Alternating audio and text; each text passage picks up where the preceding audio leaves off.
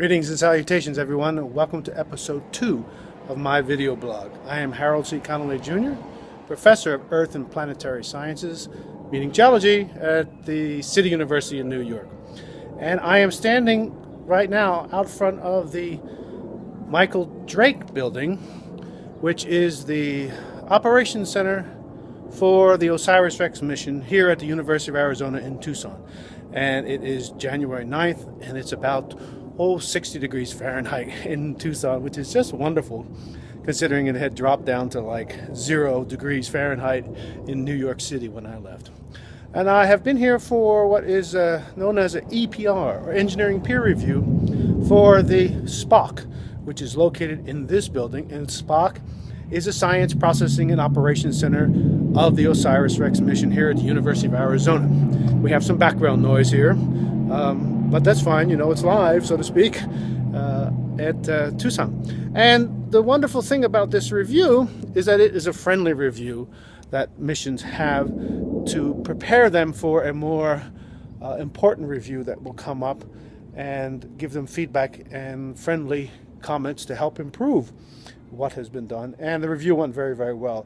The SPOC is going to be the main center where the science operations are done at the University of Arizona for the OSIRIS-REx mission. I am mission sample scientist for the OSIRIS-REx mission, and I am in charge of all sample analysis for the return sample, which will be up to 2 kilograms of material, which recently the news has all of a sudden changed and been reporting it as a tiny sample or a tiny amount of sample. And last time I checked, up to 2 kilograms is not tiny by any means. Perhaps they're trying to compare to an entire asteroid being brought back to near Earth orbit or something. I don't know, but it's not tiny.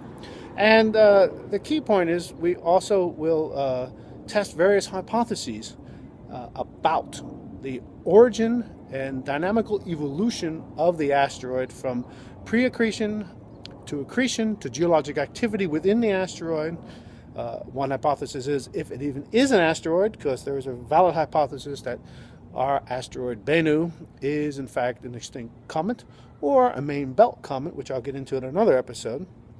And the return sample will be used to test those hypotheses through analysis, and of course to ground truth, Earth-based and orbital-based observations of the asteroid. It's one of the most studied NEOs to date. NEO being near Earth object, or basically an asteroid that is crossing the orbit of Earth and has a probability of hitting the Earth, which this asteroid does. So I am on my way to Honolulu after this for the rest of the month of January, where I will report to you from there.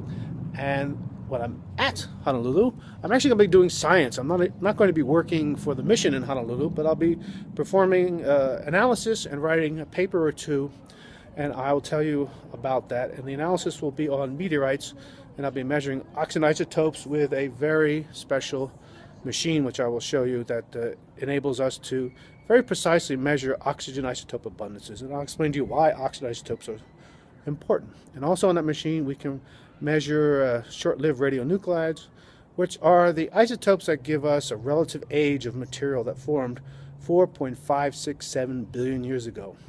Bennu, the asteroid that OSIRIS-REx is going to, it is 4.567 billion years old. That's the hypothesis, because that is as old as the meteorites are that fall to Earth that are known as chondritic meteorites, which is the best analog material that we have in our collection for this asteroid Bennu.